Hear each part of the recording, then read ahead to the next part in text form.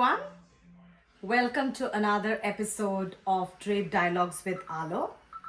So today we are diving into the most poetic weaves ever created. And for that, I have a very special guest with me. She's a very special friend of mine. Let me introduce you to Upama. Hi. So Upama, I prefer to call her Jui. So she is Jui, she's the lovely Jui for me. And she is an extremely talented person. She is a photographer, she's an all-time photographer. She is a creator, she is a painter. If you look at the back of where we are sitting right now, that's the painting, massive canvas painting which she created. So when it comes to creativity, when it to my mind, it's always about the first name that comes to my mind is always Upama. So whatever I want to capture some beautiful shots for Aalo, or I want to do something, very innovative. If I want to, ideate something innovative, I will always call up Jui for her instructions and for her, for her expert advice. So that's Upama for all of us. About Jui, the first thing that came to my mind is she was also one of our first few clients of Aalo who believed in us, who had put her trust in us, and who had make us believe that we can do it. We can do something like this, and we can bring these beautiful pieces to all of you. So thank you, Jui, for all of that. And coming to today's episode, well, today when I had Upama in my mind, since she originally belonged to Chittagong, a place in Bangladesh, the first thing that came to my mind is, of course, there are no prizes for guessing. It's none other than Dhakai Jamdani. Let's dive into the world of Dhakai Jamdani in today's episode of Drape Dialogues with Aalo. The first thought which came to my mind when I was thinking of a podcast with Dhakai Jamdani was, of course, Jui. To feature Jui in our podcast because of her humongous collection of Dhakai Jamdani. I'm also wearing one of them, by the way, in today's episode. It belongs to Upama, and her innate love for sarees. So I wanted to ask you, Upama, the first question that came to my mind is, you were out of Bangladesh since you were a very small child. You were 7 to 8 years old, as far as I remember. So how come this innate love for sarees have inculcated within you?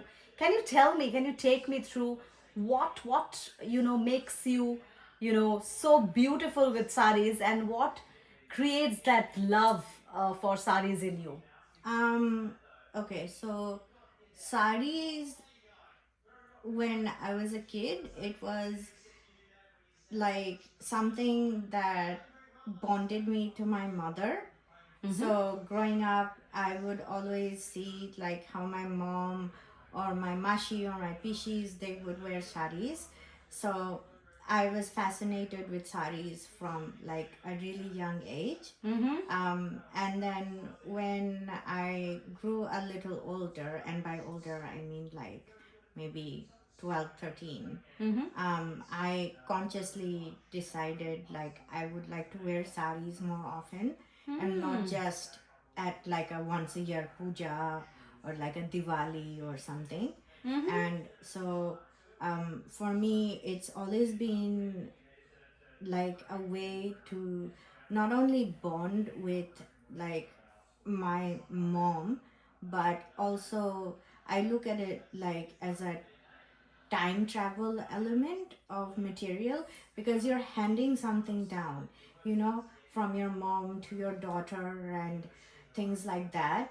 So Absolutely. It's so beautiful, yeah, right? yeah, From generations to, handing it down to your next generations. yeah, It cannot be more beautiful than that. And saris are the most culturally, the heritage of sari is like we hand it over in generations. We wear it exactly, across the generations. yeah, So that's beautiful. And I have seen Upama wearing sari for, you just cannot imagine in anywhere I have seen her.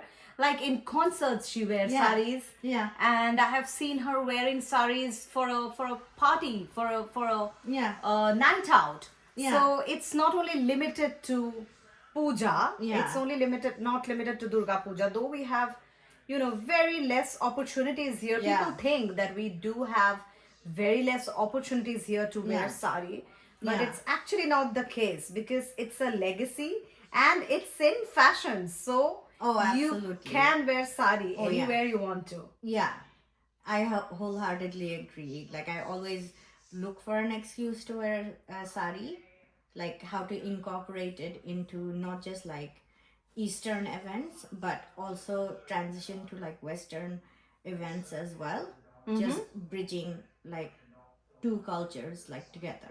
Yeah, Beautiful, beautiful. yeah, Thanks a lot, Joy, for answering that. And moving on to our next question. yeah.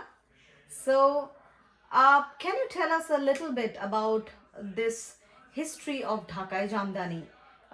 When I understand about Dhakai Jamdani, or when I talk about it, it's Yeah. always that it's related to Bangladesh Yeah. more than the West Bengal or the Bengal. Of course, Bengal also is very popular when it comes to Jamdani, but we Yeah. have a innate love, or we have a heritage which belongs to Bangladesh, and that's why it is probably more famous as Dhakai Jamdani. Yeah. So, the difference is with Dhakai Jamdanis is basically it's a hand woven sari. So, like, let's say your sari, for example, if you look at the motifs, right, this side and this side, you can basically tell that it's a hand woven sari because of the fact that like the way that the embroidery is done, it's actually done with like multiple like two Persons, or two persons, people, two yeah, people two sitting people. together, Yeah, exactly. and probably weaving it together. And if you can see, both the saris, the back side of the Exactly. sari and the front side of the sari will look the same, because Yeah. these are woven along with the fabric. So these are Exactly. not printed, or these are not embroidered. That's the unique Yeah. feature about Dhakai Jamdani. Yeah. And I would also like to tell our viewers that I have looked into this interesting fact about how the word of Jamdani really came. So it came from the Mughal era. Yeah. So Jam typically means flower, Yeah. and Dani means something like a vase. So the whole picture of the Jamdani is like a flower vase. Yeah. So if you see the motifs of the Jamdani, Yeah. it's not very it's very geometrical.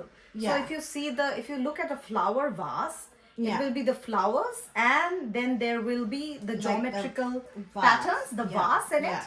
So that's why the motifs of the Jamdani sari Mm-hmm. are very, very geometrical and very similar Yeah. to something very geometrical, and something which is unique, and something which is not very feminine or not very softer. So it's very, very Yeah. geometric patterns, and Yeah. it replicates exactly like how a flower vase looks like. So all these geometrical patterns comes from that. That's a very interesting fact about Jamdani, Absolutely, which yeah. I was thinking that I will tell to the viewers. And of course, as Upama said, that this Jamdani is completely hand woven, and they are actually created by two persons sitting together and weaving it together. And it's a very unique technique. Yeah. Also, it would take months to create Yeah. one Jamdani. It Yeah. may take years as well. I mean, depending on the kind of work and the kind of fabric it And is the into, intricacies that go into it. Definitely, yeah. it may take months to make one Jamdani. So that's a humongous effort, Exactly. right? Yeah. So that makes it so special, right? That's what you pay, not only for the fabric of the sari, of the No. work of the sari. No. You pay for the whole lot of man hours. Exactly. And that's why I always feel like with like particularly with Dhakai Jamdanis, whenever somebody is buying one, they're getting like a story that's being passed down, Oh, beautiful. you know, Yeah. because they're weaving these things, and like you said, it takes months, if not years, in some rare cases. Yeah. So it is absolutely a labor of love. Yeah. So true. Labor of love. Isn't it beautiful? I'm going to use it in my next podcast whenever I talk about handloom Yeah. sarees. Labor of love. Yeah. Thanks for the term, Julia. No problem. Upama, when it comes to Dhakai Jamdani, Yeah. we all know that Dhakai Jamdani is an absolute emotion for any Bangladeshi. Yes. Why is it so? Why are Bangladeshis so emotional about Dhakai Jamdani? Because it's actually rooted in a lot of pride for the country. In Bangla, there is a word, oitijjo. So oitijjo basically means pride. So Legacy, the pride. legacy, pride, yeah. So for Bangladeshis, it is a thing of pride. And what makes Bangladeshi Dhakai Jamdani specifically really interesting is that it's actually registered for the UNESCO World Heritage as well. All right. Yeah. So it's a very proud moment. Yeah. Must have been a very proud moment for all Bangladeshis because Dhakai Exactly. Jamdani is recognized now by UNESCO as Yeah. a cultural heritage. Yeah. So what more can be, what more can you ask from? It's a sari, a work getting recognized by UNESCO. Exactly. It's beautiful. It's something Exactly. very special. It is Yeah. not with every material or every sari No. that you get it. No, So exactly. it is special. That's why it Yeah. has to be, something which is, deeply rooted. It has so much of labor. And so much history as well with it. So that's why. Yeah. Lovely, lovely. So I'm getting emotional as well as I'm getting goosebumps when we talk Yeah. about these sentiments and the emotions associated with people with respect Exactly, to Dhakai Jamdani. exactly. Particularly for Bangladeshis. Yeah. Yeah, you're absolutely right. It's a thing of sentiment. I agree, Yeah. I agree. So I also know that the Dhakai Jamdanis or the Jamdanis are probably the lightest material or the lightest saris someone can own. Yeah. So it's like it has a weight of hardly a feather. Yeah. So can you tell us more about why is it so? Well, so authentic jamdanis, like Dhakai jamdanis, they're usually made with muslin cloth, which is like softer than feather.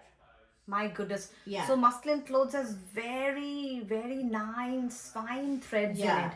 And Yeah. it's very lightweight. So Very delicate. and yeah. it's probably one of the costliest material available in the market as well. Like when it comes Exactly. to weaving in a muslin cloth, it requires far more intricacy, Yeah. and delicacy because it's a Exactly. very soft material and Yeah. it requires a lot of efforts Yeah. to weave to make something like this, something which is very beautiful in a muslin cloth. So no doubt those are the authentic Dhakai Jamdanis. Exactly. And it can burn a hole in your pocket as Oh. well. But it's well worth it. I agree. So everybody should own in their lifetime at least one Yeah. muslin Dhakai It's an Jamdani. investment. I would say that because it can pass on to your generations, Exactly. right? Exactly. And your granddaughters and your bahus of your grandsons can also Exactly. wear. Exactly. So it's so amazing. It's so nice. Yeah, exactly. So in that way, you're absolutely right. That's what I mean when I say that it's an investment. Absolutely. Yeah. So when we're talking about muslin jamdani, what are the other fabrics in which jamdanis are created?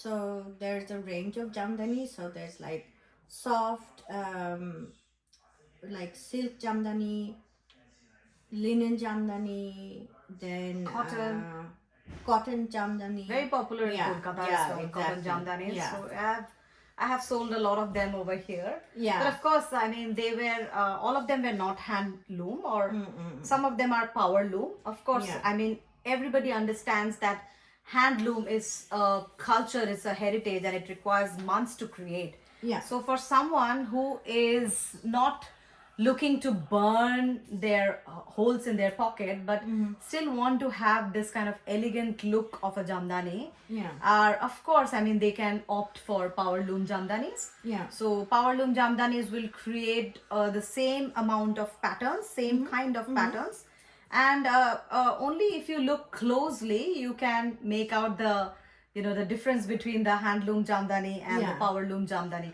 Otherwise, if somebody is okay with not having a handloom product, or they want to have many jamdanis, they're really in love with jamdanis, but we cannot afford, like, we cannot every time we cannot buy handloom jamdanis, Exactly. right? So Yeah. we need to have, I am crazy about jamdani, so I need to have as many colors as possible. So for people like me who likes quantity also at times, of course, like handloom, I want to preserve it as a heritage, but I like quantities as well. I Yeah. like to drape jamdanis in several locations. Yeah. So for clients like that, for people like that, power loom jamdanis is an absolute amazing option. Oh, absolutely.